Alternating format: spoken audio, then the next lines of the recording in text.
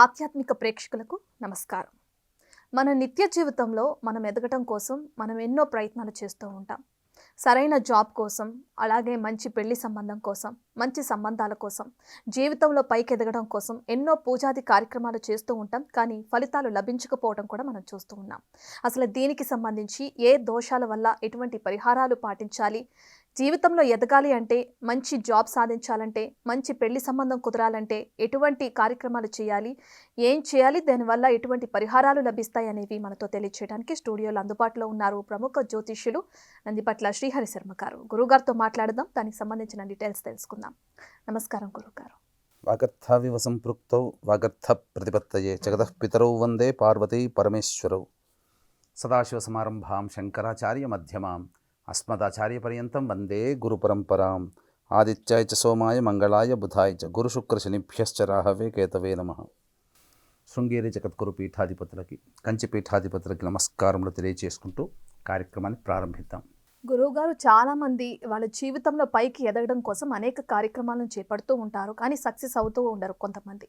అటువంటి వారికి మీరు ఏం చెప్తారు? వారి జీవితంలో ఎటువంటి దోషాలు ఉంటాయి, ఏంటి పరిహార మార్గాలు, వాటి గురించి ఒకసారి ఎక్స్ప్లెయిన్ చేస్తారు.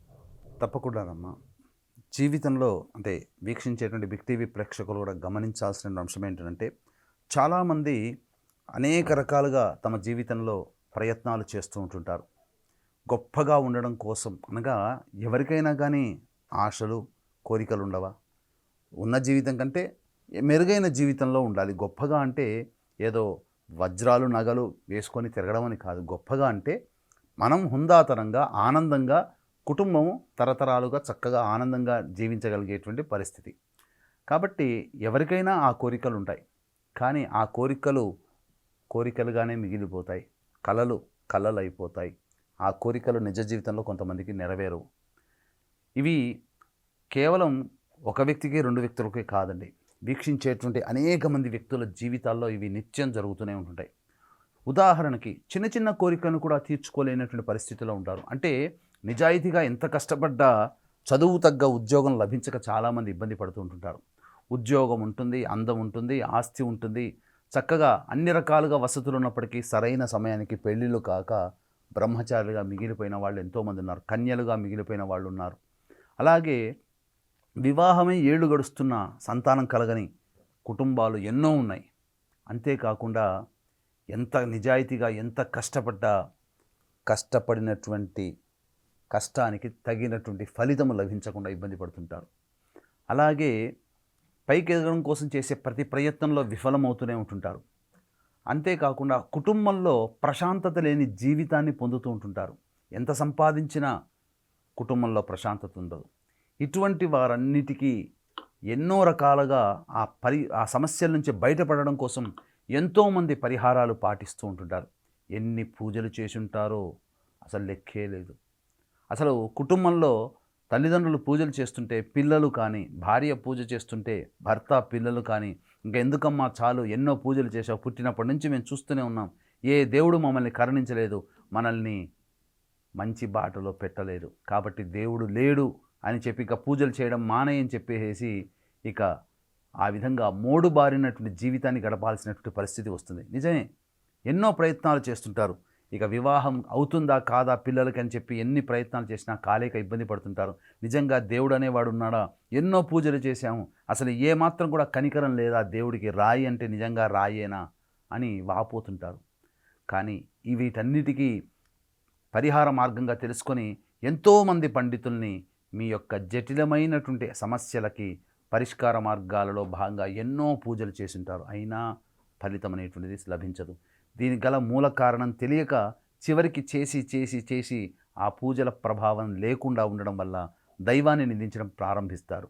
కానీ ఇట్లాంటి వ్యక్తులు ఉన్నటువంటి సమాజంలో ఆ వ్యక్తులు తెలుసుకోవాల్సినటువంటి విషయం ఏంటంటే, ఇన్ని ప్రయత్నాలు చేసినా, దైవ పూజలు చేసినా, మానవ ప్రయత్నంగా మనం ఎంత కష్టపడ్డా ఏ దాంట్లో కూడా ఫలితము రాలేదు అనంటే ఖచ్చితముగా ఆ కుటుంబంలో పితృదోషము లేదా పితృశాపము అనేటువంటిది ఉంటుంది.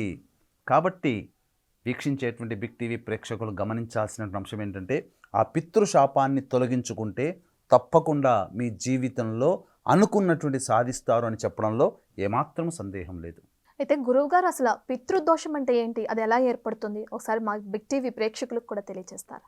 పితృదోషము అనగా ఏంటంటేనమ్మా, బాగా వీక్షించేటువంటి ప్రేక్షకులు ఈ కార్యక్రమాన్ని ఇక నుంచి చాలా జాగ్రత్తగా వినండి, ఏమాత్రము స్కిప్ చేసుకోకండి. ఎందుకనంటే చాలా చాలా విలువైనటువంటి ఇన్ఫర్మేషన్ని మీకు ఇవ్వబోతున్నాము.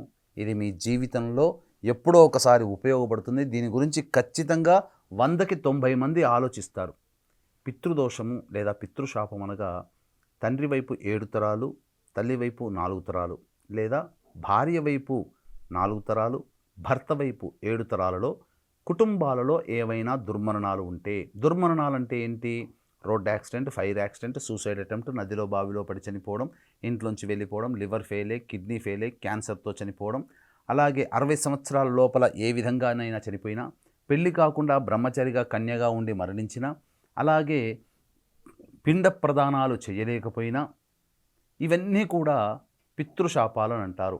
కరోనాతో చనిపోయిన, కాలసర్పదోషంలో ఎవరైనా కుటుంబంలో జన్మించిన, అలాగే స్త్రీ హత్య, గోహత్య, బ్రాహ్మణ హత్య మరియు పిల్లిని చంపిన ఎవరైనా కానీ మన కుటుంబంలో, ఇవన్నీ కూడా పితృశాపాలుగా పరిగణిస్తాయి. ఈ పితృశాపాలు లేదా పితృశాపాలు, పితృదోషాలు ఇవన్నీ కూడా ఒకటే. కాబట్టి వీక్షించేటువంటి ప్రేక్షకులు ఈ పితృదోషాల సంబంధించినటువంటి విషయాలు తెలుసుకున్న తర్వాత చాలామంది చేసేటువంటి ఒక మిస్టేక్ ఏంటనంటే, ఆ మిస్టేక్ కూడా మనం నరేషన్ చేసుకుందాం చక్కగా. ఒకప్పుడు 30 సంవత్సరాల కిందట విననటువంటి ఈ పితృదోషము లేదా పితృశాపం అనేటువంటి పదము ఇప్పుడు ఎందుకు వినవలసి వస్తుంది, ఇప్పుడే ఎందుకు ఎక్కువగా జరుగుతున్నాయి అని అంటే, ఒక 30 సంవత్సరాల కిందట ఇన్ని రోడ్లు లేవు, అలాగే ఇన్ని యాక్సిడెంట్స్ లేవు, ఇన్ని వెహికల్స్ లేవు, అలాగే మనుషులు చాలా బలంగా ఉండేవారు మానసికంగా, శారీరకంగా, మానసికంగా. కానీ ఇప్పుడు ఏమైపోయాయి? రోడ్లు ఎక్కువైపోయాయి, అలాగే వెహికల్స్ ఎక్కువైపోయాయి, యాక్సిడెంట్స్ ఎక్కువైపోయాయి, దుర్మరణాలు జరుగుతున్నాయి. ఇప్పుడు ఎక్కువగా ప్రతి చోట జరుగుతున్నాయి. ఈ దుర్మరణాలు జరుగుతున్నాయనంటే ఒక 30 సంవత్సరాల కిందట ఇటువంటి సంబంధించినటువంటి దుర్మరణాలు కూడా కుటుంబంలో కొన్ని ఏర్పడ్డాయి. అవి ఆ దుర్మరణాల తాలూకు పితృశాపాలుగా మారడానికి ఒక 30 సంవత్సరాలు పడుతుంది. ఎలాగో తెలియజేస్తాను. అంటే ఒక వ్యక్తి యొక్క తాతగారి హయాంలో ఏదైనా దుర్మరణం జరిగిందనుకోండి, దానికి సరైనటువంటి పరిహారం పాటించకపోతే అది భవిష్యత్తు తరాలలో దాని యొక్క ప్రభావం చూపుతుంది. అంటే తాతగారికి ఆల్రెడీ నాన్నగారో అమ్మగారో పుట్టుంటారు, వారు ఇంకా వివాహం కాలేదు, వారు పెరిగి పెద్ద అయిపోయి వారు వివాహం చేసుకొని మిమ్మల్ని కని ఉంటారు. మిమ్మల్ని కన్న సందర్భంలో అది మీ జాతకంలోనో లేకపోతే మీ పిల్లల జాతకంలోనో ఆ యొక్క పితృశాపము కనబడుతుంది. అంటే ఇదంతా ఏర్పడడానికి, పెరిగి పెద్దయి పెళ్లి చేసుకుని సంతానం కనడానికి ఖచ్చితంగా ఒక 30 సంవత్సరాలు ఈజీగా పడుతుంది కదా, 3 డెకేడ్స్ అని అంటారు. కాబట్టి మనుషులు ఒకప్పుడు బలంగా ఉన్నారు. 10 లక్షల అప్పు ఉన్నా మొండి ధైర్యంతో కష్టపడి సంపాదించి ఆ అప్పును తీర్చేవారు. ఇప్పుడు 5 లక్షల అప్పు ఉందనంటే తీర్చలేక ప్రాయోపవేశం చేసుకునే వాళ్ళు ఎంతమంది లేరు. కాబట్టి ఇప్పుడు ఈ పితృదోషము లేదా పితృశాపం అనేది లేదని మనం చెప్పడానికి లేదు. కానీ ఈ విధంగా జరిగినటువంటి సంఘటనల రీత్యా చూసినప్పుడు మనం ఎదుర్కొనేటువంటి సమస్యలకి ప్రధాన కారణం పితృదోషమని మాలాంటి పండితులు తెలియజేసిన తర్వాత ఈ పితృదోష పరిహారం కోసమై వీరు చాలామంది ఎక్కడ పడితే అక్కడ వెళ్తుంటుంటారు. వాస్తవమే, భారతదేశంలో 21 క్షేత్రాలలో ఈ యొక్క పితృదోష నివారణ కార్యక్రమాలన్నింటినీ జరిపించడం జరుగుతుంది. దీంట్లో 2 రకాల పద్ధతులు ఉన్నాయి. ఒకటి తాంత్రిక విధాన పద్ధతి, 2 మంత్ర విధాన పద్ధతి. కాబట్టి తాంత్రిక విధానం అంటే మహారాష్ట్ర ఆ తదితర ప్రాంతాల్లో జరిగేది తాంత్రికం. అది ఎలా జరుగుతుంది? మిమ్మల్ని చేయించుకునేటువంటి వాళ్ళని ఈ యొక్క శ్మశానానికి తీసుకుని వెళ్ళి శ్మశానసంలో సంకల్పం జరిపించి బియ్యపిండితో మనిషి బొమ్మను తయారు చేసి వాటికి శవదహన కార్యక్రమంగా ఈ విధంగా ఈ యొక్క పితృదోష నివారణ కార్యక్రమం తాంత్రికమైనటువంటి విధాన పద్ధతిలో చేయిస్తున్నారు. తాంత్రిక విధాన పద్ధతి ఆమోదయోగ్యము ఎన్నటికీ కాదు. గుర్తుపెట్టుకోండి వీక్షించేటువంటి బిగ్ టీవీ ప్రేక్షకులు. కాబట్టి చేసిన వాళ్ళు సరిగ్గా చేయకపోతే చేసిన వాళ్ళకి, చేయించుకున్న వాళ్ళకి దోషములు అంటక తప్పదు. కాబట్టి ఈ తాంత్రిక విధానము మహారాష్ట్ర ఆ ప్రాంతంలో చేస్తారు. చాలామంది అక్కడ చేయించుకొని మళ్ళీ మన పీఠం ఆధ్వర్యంలో జరిగేటువంటి పితృదోష నివారణ కార్యక్రమంలో చేయించుకునే వాళ్ళు చాలామంది ఉన్నారు. సమస్యలు పెరుగుతాయి మహారాష్ట్ర ఆ ప్రాంతంలో చేయించుకున్న వాళ్ళకి. ఇక గమనించుకోవాల్సిన అంశం ఏంటంటే, ప్రధానంగా ఇప్పుడు చాలామంది తమకు తెలిసినటువంటి నచ్చిన విధంగా ఇన్ఫర్మేషన్ని తెలుసుకొని వెళ్ళిపోయి వాళ్ళకి ఫోన్లు చేసేసి వాళ్ళని సంప్రదిస్తారు.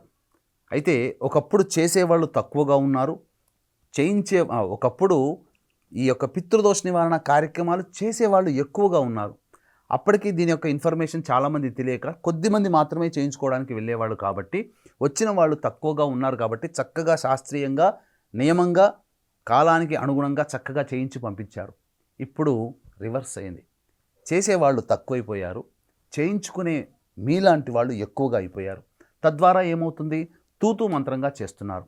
ఇప్పుడు జరిగేటువంటిది ఏంటంటే, మీరు ఎక్కడైనా కానీ కనుక్కొని ఈ యొక్క కర్ణాటక ప్రాంతంలో చేస్తున్నారని చెప్పి వెళ్ళినా అక్కడ ఏమైపోతుంది, 2 రకాల పద్ధతులు పాటిస్తున్నారు. ఇవన్నీ వాళ్ళకి తెలియవు.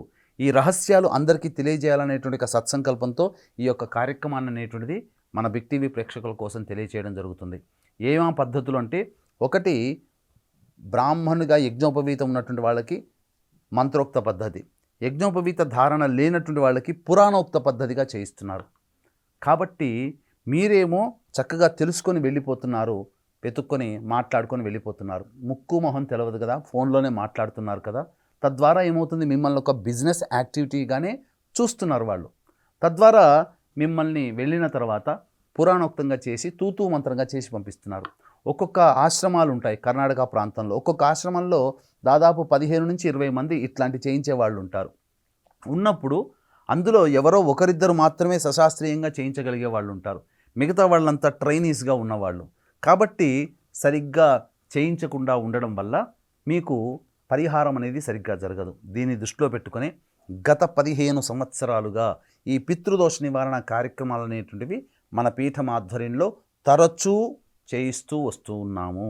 సశాస్త్రీయముగా శాస్త్ర సమ్మతమైనటువంటి విధానంతో చేయిస్తున్నాం. ఎందుకనంటే లోపం చేసామనుకోండి, ఎవరికి నష్టం, మీకేమో డబ్బు నష్టం. కానీ మాకు అలా లోపం చేసిన మాకేమవుతుంది, భవిష్యత్ తరాల మీద ఇబ్బంది పడుతుంది.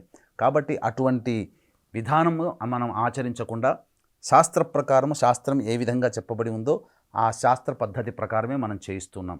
కాబట్టి ఎవరినో నమ్మి ముక్కు మొహం తెలవని వాళ్ళని ఫోన్లో మాట్లాడుకొని నమ్మిపోయి మీరు మోసపోయేదానికంటే చక్కగా మన పీఠమాధ్వర్యంలో ఈ పితృపక్షాలలో సెప్టెంబర్ 25వ తారీఖు రోజున మరియు 30వ తారీఖు రోజున ఈ కార్యక్రమాలు అనేటివి చేయించడం జరుగుతుంది. అవకాశం ఉన్నవాళ్ళు కార్యక్రమ తదనంతరం కాంటాక్ట్ చేసి పూర్తి వివరాలు తెలుసుకోవచ్చు. గురువుగారు, అసలు ఈ పితృదోషం ఉండటం వల్ల ఎటువంటి సమస్యలు తలెత్తుతాయి, అలాగే దోషాన్ని తొలగించుకోవడానికి ఎటువంటి పరిహారాలు చేయాలో ఒకసారి వివరిస్తారా? ప్రధానంగా ఈ పితృశాపం ఉన్నటువంటి కుటుంబాలలో కొన్ని రకాలైనటువంటివి సమస్యలు మనకు గోచరమవుతాయి. అంటే కొంతమంది ఇది కుటుంబానికి సంబంధించినటువంటి దోషము, వ్యక్తికి సంబంధించిన దోషము కాదు. ఇక్కడ గమనించాల్సినటువంటి అంశం ఏంటంటే, ఒక వ్యక్తి జాతకాన్ని చూపించుకోవడానికి వచ్చాడు. వచ్చినప్పుడు ఆ వ్యక్తి జాతకంలో పితృదోషం కనిపించదు. కానీ ఆ పితృదోషం లక్షణాలు తాలూకు స్వభావాలతో ఆ కుటుంబం ఇబ్బంది పడుతూ ఉంటుంది. వ్యక్తి జాతకంలో కనబడనంత మాత్రాన ఈ యొక్క వ్యక్తికి పితృదోషం లేదని చెప్పడానికి లేదు. ఎందుకంటే నలుగురు వ్యక్తులు ఉన్నటువంటి కుటుంబంలో నలుగురు జాతకాలు చూపించుకోవాలంటే అందరికీ ఆర్థిక పరిస్థితి సరిపోదు. కాబట్టి ఇప్పుడు నేను చెప్పబోయేటువంటి లక్షణాలు మీకు కుటుంబంలో ఏవైతే ఉంటాయో అవి పితృదోషం వల్ల కలిగేటువంటి సమస్యలుగానే భావన. ఎందుకనంటే పితృదోషం ఉన్నటువంటి కుటుంబాలలో ఇప్పుడు నేను చెప్పబోయేటువంటి లక్షణాలు ఉంటాయి. కాబట్టి జాతకాన్ని చూపించుకోకపోయినా ఇప్పుడు చెప్పబోయే లక్షణాలు కనుక మీ కుటుంబంలో ఉంటే అది మీకు ఖచ్చితంగా మీ కుటుంబంలో పితృదోషం ఉన్నట్టే లెక్క. ఏమా లక్షణాలు? కుటుంబ సభ్యులు తరచూ యాక్సిడెంట్స్కి గురవుతూ ఉంటారు. 1. 2, కుటుంబ సభ్యులు మందులకి నయం కాని రోగాలతో బాధపడుతూ ఉంటుంటారు. ఎన్ని డాక్టర్ల దగ్గరికి వెళ్ళినా, ఎన్ని టెస్టులు చేసినా, ఎంత స్కాన్లు చేసినా ఏమీ లేదండి, చక్కగా ఉంది, మీరు బలం గోళీలు రాసుకోండి అని చెప్పి బలం గోళీలు రాసి పంపిస్తారు. కానీ మనిషి అనారోగ్యంతో బాధపడుతుంటాడు, అన్ఐడెంటిఫైడ్ ఇల్నెస్. కాబట్టి ఎన్ని మందులకి వాడినా నయం కాని రోగాలతో బాధపడుతున్నా అది పితృశాపమే. ఇక మూడవది ఏంటంటే, కుటుంబాలలో ఎవరి కుటుంబాలలోనైతే కులాంతర మతాంతర వివాహాలు జరిగి ఉంటాయో, లేదా ఈ పితృశాపం ఉంటే ఖచ్చితంగా కులాంతర మతాంతర వివాహాలు జరుగుతాయి, రాసి పెట్టుకోండి. ఇక 4వది, తరచూ కుటుంబ సభ్యులు నరదృష్టి నరఘోషకి లేదా ప్రయోగ బాధలకి గురవుతున్నా, అంటే అంతా బాగానే ఉంటుంది కానీ ఎప్పుడూ నీరసపడిపోతుంటుంటారు, ఎక్కడికి బయటికి పోయి రాగానే నీరసపడిపోతుంటారు. అటువంటి కుటుంబాలలో పితృశాపం ఉంటుంది. ప్రధానంగా కేవలం ఆడపిల్లలు మాత్రమే ఉండి పురుష సంతానం లేని కుటుంబాలలో పితృశాపం ఉంటుంది. ఇప్పుడున్నటువంటి సమాజంలో ఒక అమ్మాయి లేదా ఇద్దరు అమ్మాయిలు లేదా ముగ్గురు అమ్మాయిలు ఉంటుంటారు. అంత మాత్రాన ఆడపిల్లలు తక్కువని కాదండి. నా వ్యక్తిగతమైనటువంటి అభిప్రాయం ప్రకారము ఆడపిల్లలే తల్లిదండ్రుల గురించి పట్టించుకుంటున్నారు, మగపిల్లలు పట్టించుకోవట్లేదు. కేవలం మగ సంతానం ఎందుకయ్యానంటే మన వంశాన్ని, మన తర్వాత మన పేరుని, మన వంశాన్ని మళ్ళీ ముందుకు తీసుకుపోవడం వరకే. ఎందుకనంటే అమ్మాయి వివాహం చేసి ఒక అయ్య చేతిలో పెడతారా గోత్రంలో, ఆ అమ్మాయి అక్కడ వంశాభివృద్ధి జరుగుతుంది అమ్మాయి ద్వారా. కాబట్టి ఇక్కడ ఆడపిల్లల్ని తక్కువగా చూడట్లేదు. కాబట్టి గమనించాలి. ఒకప్పుడు అంటే ఇద్దరు అమ్మాయిలు ఒక అబ్బాయి ఉన్నాడు అనుకోండి, లేదా ఒక అమ్మాయి ఒక అబ్బాయి ఉన్నారనుకోండి, కాలక్రమేణా ఈ పితృదోషం ఉన్నటువంటి కుటుంబాలలో ఏమవుతుందంటే అబ్బాయి జరిగిపోతాడు, ఒక అమ్మాయి మిగిలిపోతుంది. అలా ఉన్న పితృదోషమే. అలాగే ఏ కుటుంబంలోనైతే పిల్లలు శారీరక మానసిక లోపాలతో బాధపడుతుంటారో పితృశాపం ఉన్నట్టే. కొంతమంది ఈ కాలం పిల్లలకి ఆటిజం భావనలు ఉంటున్నాయి, పితృశాప ప్రభావమే. అలాగే ఏ కుటుంబంలోనైతే పిల్లలు అసాంఘిక కార్యక్రమాలు చేపట్టి కారాగార వాసం వెళ్ళి వస్తుంటారో ఆ కుటుంబంలో పితృశాపం. ఏ కుటుంబ సభ్యుల మధ్యనైతే అవగాహన లేకుండా తల్లికి కొడుక్కి, తల్లికి కూతురికి, తండ్రికి కొడుక్కి, తండ్రికి కూతురికి మధ్య సంబంధ బాంధవ్యాలు సరిగ్గా ఉండకుండా ఎవరి దారి వారిదే, ఎవరి మాట వారిదే, ఎవరికి వారే యమునా తీరే అన్నట్టుగా వ్యవహరిస్తున్నటువంటి కుటుంబాలలో పితృశాపం ఉంటుంది. కొన్ని కుటుంబాలలో గొప్పగా సంపాదిస్తారు, కోట్లు సంపాదించి ఫ్లైట్లో తిరగలిగినటువంటి పరిస్థితి ఉండి ఒక అనాలోచిత నిర్ణయం వల్ల పూర్తిగా అట్టడుగు స్థాయికి చేరుకుంటారు. అలా అనాలోచితంగా ఈ యొక్క కింది స్థాయికి వెళ్ళే కుటుంబాలలో పితృశాపం ఉంటుంది. అలాగే ఎన్నో పూజలు చేశాం, ఏ దేవుడు కరుణించలేదు అని చెప్పి వాపోతూ ఉంటుంటారో అటువంటి కుటుంబాలలో పితృశాపం. అలాగే మీతో పాటు వివాహమైన కుటుంబాలు కొన్ని ఉంటాయి ఒక సంవత్సరంలో. ఆ సంవత్సరంలో ఆ కుటుంబాలు, కొన్ని కుటుంబాలు బాగా పైకి ఎదుగుతాయి, కొన్ని కుటుంబాలు ఎక్కడ వేసిన గొంగడ అక్కడికే ఉంటుంది. కాబట్టి అభివృద్ధి చెందకుండా ఏళ్ళు గడుస్తున్న అదే జీవన విధానాన్ని గడుపుతూ ఉన్నటువంటి కుటుంబాలలో పితృశాప ప్రభావాలు అనేటువంటివి ఉంటాయి. ఇక అన్నిటికంటే ప్రధానంగా చెప్పుకోదలసినటువంటి అంశం ఏంటంటే ఇంట్లోని కొన్ని యొక్క స్వరూపములు, ఇంట్లో గోడలకి క్రాక్స్ వచ్చేసిన, అలాగే జిల్ల పురుగులు, బొద్దింకల బెడద తరచూ ఎక్కువగా ఉంటున్నా, అలాగే ఇంట్లోని నల్లాలు ఎన్ని కొత్తవిగా మార్చినా వారం బాగుంటాయి, మళ్ళీ మిగతా వారం తర్వాత చుక్క చుక్క కారుతూ ఉన్నటువంటి కుటుంబాల్లో, అలాగే ఇంట్లోని వ్యక్తుల యొక్క చేతిలో ఆహారం తరచూ నేలపాలవుతున్నా, ఇంట్లో ఎప్పుడు పాలు పొంగించినా మనం చూస్తుండగానే పాలు తరచూ పొంగిపోతూ ఉన్నా, ఇటువంటి కుటుంబాలలో పితృశాప ప్రభావాలు ఉంటాయి. ఇక కళలు, ఈ కళల విషయానికి వచ్చేసరికి ఇప్పుడు చెప్పబోయేటువంటి కళలు తరచూ రావాలి, ఒకసారి వస్తే కాదు. తరచూ పెద్దవాళ్ళు కళలోకి వస్తున్నా, అలాగే తాను సుడిగుండంలో చిక్కుకొని మరణించినట్టు, అలాగే పాము కరిచి మరణించినట్టు, ఇల్లు కూలిపోయినట్టు, కారాగార వాసమైనట్టు, అలాగే దారి తెన్ను తెలియకుండా అడవిలో, లోయల్లో, పర్వతాల్లో తిరుగుతున్నట్టు కళలోకి వచ్చిన, స్త్రీమూర్తి రోదిస్తూ శిశువుని భుజాన వేసుకొని వెళ్తున్నట్టు కళలోకి వచ్చిన, ఇవన్నీ కూడా ఇట్లాంటి కళలు కూడా వచ్చిన ఇవన్నీ పితృశాప ప్రభావాలే. కాబట్టి ఇప్పుడు చెప్పబోయేటువంటి లక్షణాలు మీ కుటుంబంలో ఉన్నట్లయితే అది ఖచ్చితంగా పితృశాప ప్రభావాలే.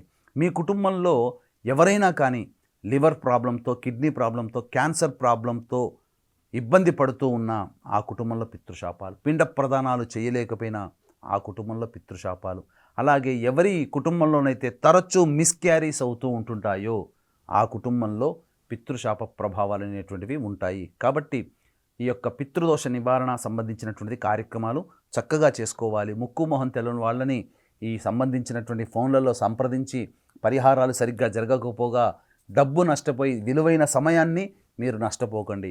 మన పీఠం ఆధ్వర్యంలో నిజాయితీగా శాస్త్ర ప్రకారము సెప్టెంబర్ 25, 30 తారీఖులో పితృదోష నివారణ కార్యక్రమాలు జరిపించడం జరుగుతుంది. 24వ తారీఖు రోజున ఇక్కడి నుంచి బయలుదేరుతాం. 25 మరియు 30 తారీఖుల్లో జరుగుతున్నాయి. కాబట్టి అవకాశం ఉన్న వాళ్ళు కార్యక్రమ తదనంతరం కాంటాక్ట్ చేసి పూర్తి వివరాలు తెలుసుకోవచ్చు. అలాగే గురువుగారు, ఎవరైతే తల్లిదండ్రులు ఉన్నవారు అలాగే స్త్రీలు ఉంటారో ఈ పరిహారాన్ని చేయొచ్చు అంటారా?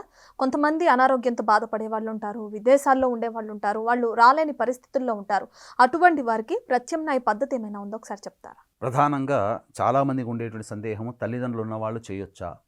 ఈ యొక్క పితృదోషం అనేటువంటిది గుర్తుపెట్టుకోండి. పితృదోషము వేరు, పిండ ప్రదానము వేరు. తల్లిదండ్రులు ఉన్నవాళ్ళు ఈ యొక్క కార్యక్రమానికి చేయడానికి అర్హత లేదు. అలాగే స్త్రీలకి మన శాస్త్రము ఏ విధంగానూ కర్మకాండలు చేసే అర్హత లభించలేదు. కాబట్టి ఆ విధంగా స్త్రీలు కూడా పనికిరారు. అయితే కొంతమంది బిజీ స్కెడ్యూల్లో ఉండి రాలేని వాళ్ళు ఉంటారు, అనారోగ్యంతో బెడ్ రిడెన్ అయిన వాళ్ళు ఉంటారు.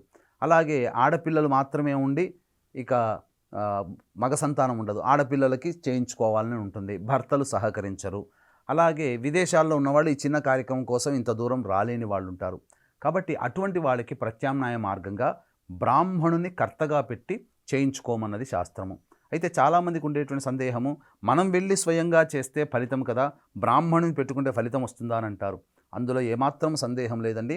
మనము చేసినా బ్రాహ్మణుడు చేసినా అక్కడ సంకల్పం అంతా కూడా మీ గోత్రనామాదులే, మీ వాళ్ళ సంబంధించినటువంటి పేర్లతోనే ఈ యొక్క పితృదోష నివారణ కార్యక్రమం జరపబడుతుంది. కాబట్టి ఇందులో మీరు ఏమాత్రం కూడా సందేహపడాల్సిన అవసరం లేదు. ఉదాహరణకి మీకు తెలియజేస్తాను.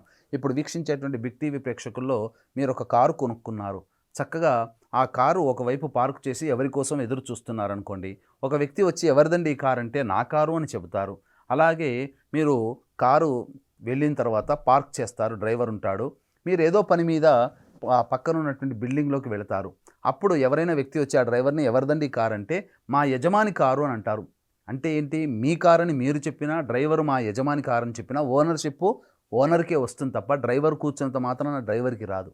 అలాగే ఇక్కడ మీరు స్వయంగా వస్తే మమ కుటుంబ పితృదోష పరిహారార్థం అని చెప్పి సంకల్పంలో చెబుతారు. ఇక్కడ బ్రాహ్మణుని కర్తగా పెట్టుకుంటే మమ యజమానస్య కుటుంబ పితృదోష పరిహారార్థం అని చెప్పి సంకల్పంలో చెబుతారు. ఎలా చెప్పినా ఫలితం మాత్రం చెప్పినటువంటి గోత్రనామాదుల వారికే వర్తిస్తుంది తప్ప చేయించినటువంటి బ్రాహ్మడికి, అలాగే మీ తరపున కూర్చున్నటువంటి బ్రాహ్మడికి రాదు. ఇక గమనించుకోవాల్సిన అంశం ఏంటంటే ఇది దోషంతో కూడుకున్నది. ఏ బ్రాహ్మడు పడితే ఆ బ్రాహ్మడు ఒప్పుకోడు.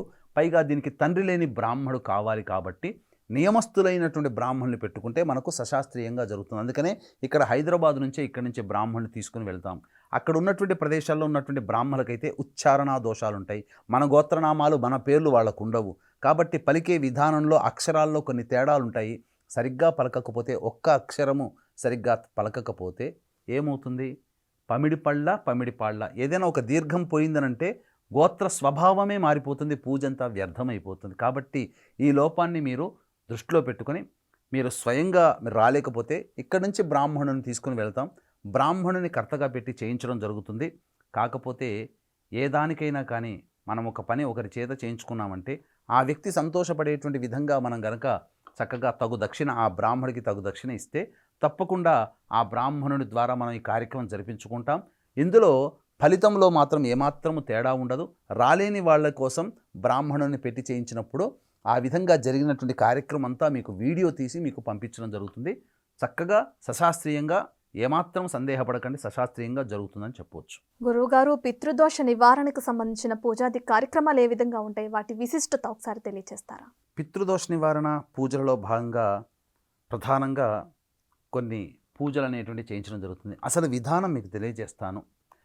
మొట్టమొదలు శుభ సంకల్పం అంటే ఏంటి, మనము ఏ యొక్క కోరికను ఉద్దేశించి మనకు చేస్తున్నామో ఆ యొక్క శుభ సంకల్పం. ఇక తరువాత జరిగేటువంటిది ప్రేత సంకల్పం. అంటే మన కుటుంబంలో ఈ పితృదోష పరిహారం చేసుకునేటువంటిది సందర్భంగా కుటుంబంలో దుర్మరణం పాలైనటువంటి వ్యక్తుల యొక్క ఆత్మ ఉంటుంది కదా, అది ఏ విధంగా దుర్మరణం పాలయ్యారో మనకు కొన్ని తెలుసు. కానీ కొన్ని తెలవని వాళ్ళు కూడా ఉంటుంటారు, ఏ విధంగా చనిపోయారు. అటువంటి తెలవని వాళ్ళకు కూడా సంకల్పంలో భాగంగా ప్రేత సంకల్పం ఉంటుంది. ఈ ప్రేత సంకల్ప తదనంతరం గణపతి పూజ, గణపతి యొక్క అనుగ్రహ తీసుకొని పంచదేవత ఆరాధన. ఇందులో బ్రహ్మ, విష్ణు, మహేశ్వర, సవితృ, యమ, పితృదేవతలు 6 కలశాలు ఉంటాయి. ఈ యొక్క 6 దేవతల్ని మనం ఆవాహన చేస్తాం. తదనంతరం ఈ యొక్క కార్యక్రమం అంతా అయిన తర్వాత త్రిపిండి శ్రాద్ధము చేస్తాం. త్రిపిండి శ్రాద్ధంలో దశపిండ ప్రదానము, పంచపిండ ప్రదానం అనేటువంటిది జరుగుతుంది. ఇక మనం ఇప్పటి వరకు దీంట్లో ఈ త్రిపిండి శ్రాద్ధం వల్ల 2 రకాలైనటువంటి ఉపయోగాలు అనేటువంటివి మానవులకి కలుగుతాయి. ఏంటా ఉపయోగాలంటే, చాలామంది పిండ ప్రదానాలు చేయలేక వదిలేస్తుంటుంటారు. తద్వారా మళ్ళీ మాలాంటి వాళ్ళు చెప్పిన తర్వాత మళ్ళీ పిండ ప్రదానం అనేటువంటిది చేస్తున్న సందర్భంలో జరిగేటువంటిది ఏంటనంటే, అర్హత అనేటువంటిది మీకు డైరెక్ట్గా రాదు. ఈ త్రిపిండి శ్రాద్ధము చేసుకోవడం వల్ల మీకు పిండ ప్రదానం మీ పెద్దవాళ్ళకి చేసుకునే అర్హత లభిస్తుంది, ఒక ప్రయోజనం. ఇక రెండవ ప్రయోజనం ఏంటంటే, దుర్మరణం పాలైనటువంటి వ్యక్తి యొక్క ఆత్మ భూలోకంలో సంచరించవచ్చు. అందుకనే తరచూ భూలోకంలో ఉన్న చిక్కుకొని పోయి ఉంటే ఆత్మ తరచూ పెద్దవాళ్ళు కల్లోకి వస్తుంటారు. ఆకాశంలో చిక్కుకోవచ్చు, అంతరిక్షంలో చిక్కుకోవచ్చు. తద్వారా ఎక్కడ ఏ ప్రాంతంలో ఉన్న ఆ చిక్కుకుపోయినటువంటి ప్రేత రూపాన్ని సమంత్రకంగా ఆవాహన చేసి మళ్ళీ ఉన్నత లోకాలకి పంపించే ప్రక్రియే ఈ త్రిపిండి శ్రాద్ధము అని చెప్పవచ్చు. ఇక ఈ త్రిపిండి శ్రాద్ధ తదనంతరం పంచసూక్త పారాయణం అనేటువంటిది బ్రాహ్మలు వచ్చి చేస్తారు. ఇక ఆ తదనంతరం చక్కగా ఈ పంచప్రాయశ్చిత్త హోమాలు అని అంటారు. అంటే ఒక వ్యక్తి సమస్యలతో బాధపడుతున్నాడంటే అతని జాతకంలో ఖచ్చితముగా 5 శాపాలు అనేటువంటివి గత జన్మ కర్మ అనుసారము ఉంటాయి. ఏమా శాపాలు? స్త్రీ శాపము, గురు శాపము, పితృశాపము, సర్పశాపము, దైవ శాపము. ఈ 5 శాపాలు ఉంటేనే అనేక రకాల సమస్యలు ఉంటాయి. కాబట్టి ఈ 5 రకాల శాపాలు ఏకకాలంలో నివృత్తి కోసమే ఈ పంచప్రాయశ్చిత్త తిలహోమాది కార్యక్రమాలు అనేటువంటివి జరిపించడం జరుగుతుంది. తద్వారా ఈ యొక్క కార్యక్రమ తదనంతరం పిండ విసర్జన, అలాగే పితృదేవత ఏ కార్యక్రమం అనగా కొబ్బరికాయలో మనం ఆవాహన చేస్తాం సమస్త పితృదేవతని, ఆ యొక్క పితృదేవతని సముద్ర గర్భంలో వదిలివేయడం. తద్వారా ఏమవుతుంది, ఈ కార్యక్రమం అంతా కూడా చక్కగా జరిగినందువల్ల మీ పితృదేవతల యొక్క అనుగ్రహం కలుగుతుంది. అంటే ఇక్కడ ఏంటనంటే మోక్షాన్ని పొందనటువంటి ఆత్మకి విమోచనం కలిగించడం. చాలామంది ఇలా దుర్మరణం పాలైన వ్యక్తి యొక్క కుటుంబాలలో ఏం జరుగుతాయంటే మోక్షాన్ని పొందని ఆత్మలు ఉంటాయి. మోక్షాన్ని పొందనేటువంటి ఆత్మ జరిగేటువంటి నష్టం ఏంటనంటే అది నరకయాతన అనుభవిస్తుంది. ఆ నరకయాతన అనుభవిస్తున్నాను రా అని చెప్పి ఎవరికి తెలియజేయాలి? వాళ్ళ వంశంలో ఉన్నటువంటి వారసులకి తెలియజేస్తుంది. ఎలాంటి రూపంలో తెలియజేస్తుంది? కష్టాల రూపంలో తెలియజేస్తుంది. కష్టాలు కలిగినప్పుడే మాలాంటి వాళ్ళ దగ్గరకు వచ్చి జాతకం చూపించుకుంటారు కదా.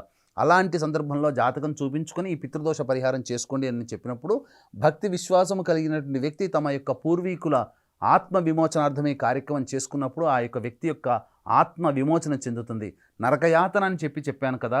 ఎలాంటి నరకయాతన పడుతుందనంటే సాధారణంగా ఒక స్త్రీమూర్తి డెలివరీ అయితే ఎంత కష్టపడుతుందో అంతకి 1000 రెట్ల బాధని ఆ యొక్క ప్రేత రూపాన్ని పొందినటువంటి దుర్మరణం పాలైన వ్యక్తి యొక్క ఆత్మ అనుభవిస్తుంది.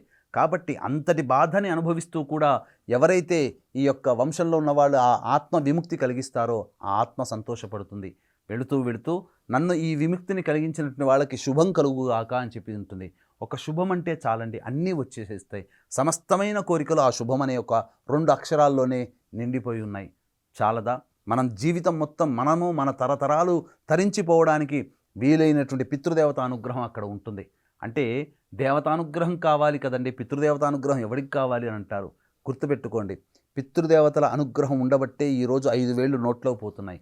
ఆ పితృదేవతల అనుగ్రహం లేకపోతే ఎంతోమంది మనం చూస్తున్నాం రోడ్డు పక్కల అనాథలుగా పెరుగుతున్న వాళ్ళు ఉన్నారు. అంటే వాళ్ళు గత జన్మల్లో ఎక్కడో పుట్టున్నారు. ఆ పుట్టిన సందర్భంలో వాళ్ళ కడుపున పుట్టినటువంటి సంతానం ఈ పితృ కార్యక్రమాలు చేయలేకపోతున్నారు. తద్వారా వీళ్ళు మళ్ళీ కర్మవశాత్తు జన్మ ఎత్తి దుర్భరమైనటువంటి దారిద్ర్యాన్ని కట్టుకోవడానికి బట్టలేక, తినడానికి తిండి లేక అలమటిస్తూ ఉన్నటువంటి సందర్భం. అంటే అక్కడ వాళ్ళ వారసులు గతించిన జన్మలో వారసులు చేయలేకపోవడం వల్ల. కాబట్టి మనకు భగవంతుడు అనుగ్రహం ఇచ్చినప్పుడు ఈ యొక్క కార్యక్రమాన్ని చక్కగా చేసుకోండి.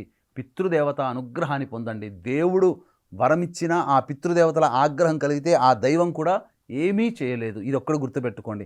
మనం ఈనాడు అనుభవిస్తున్నటువంటి అన్ని రకాల మంచి అంతా కూడా పితృదేవతల వల్లనే వస్తాయి. దేవుడు వరం ఇవ్వడానికి మాత్రమే అర్హత తప్ప ఆ వరమిచ్చిన దాన్ని అనుభవింపచేసే అర్హత పితృలోకంలో ఉన్న పితృదేవతలది. కాబట్టి ఈ విషయాన్ని, ఈ సూక్ష్మాన్ని గమనించి మీ కుటుంబంలో కనుక పితృదోషంతో ఉన్నవాళ్ళు విముక్తి పొందని ఆత్మలు ఉన్నాయనంటే ఖచ్చితంగా ఆ పితృదోష నివారణ కార్యక్రమం జరిపించుకోండి. మళ్ళీ చక్కగా తెలియచేస్తున్నాను. ముక్కు మొహం తెలవని వాళ్ళకి ఫోన్లో మాట్లాడి మీ యొక్క సంబంధించినటువంటి విలువైనటువంటి సమయాన్ని కోల్పోకండి, నమ్మిపోకండి. అక్కడ మోసంగా జరుగుతుంది. ముఖ్యంగా పురాణోక్తంగా చేయిస్తున్నారు, మంత్ర పద్ధతితో జరగట్లేదు. మన ఆధ్వర్యంలో అయితే సెప్టెంబర్ 25 మరియు 30 తారీఖుల్లో మంత్ర పద్ధతిలో సశాస్త్రీయంగా జరుగుతుందని చెప్పడంలో ఏమాత్రం సందేహం లేదు. గురువు గారు, పితృదోషం అంటే ఏంటి, దానివల్ల ఎటువంటి సమస్యలు తలెత్తుతాయి, పరిహార మార్గాలను బిగ్ టీవీ ప్రేక్షకులకి చక్కగా వివరించినందుకు ధన్యవాదాలు గురువు. సర్వం శ్రీ ఉమామహేశ్వర పరబ్రహ్మార్పణమస్తు. సో చూసాం కదా, పితృదోషంతో బాధపడే వాళ్ళు మీలో ఎవరైనా గురువు గారిది పర్సనల్ అపాయింట్మెంట్ కావాలంటే స్క్రీన్ మీద కనిపిస్తున్న ఆయన నెంబర్కి మీరు కాంటాక్ట్ అవ్వచ్చు. గురువు గారితో మాట్లాడి పరిష్కార మార్గాలను కూడా తెలుసుకోవచ్చు. చూసాం కదా, ఇది ఇవాల్టి program. Keep watching Big TV.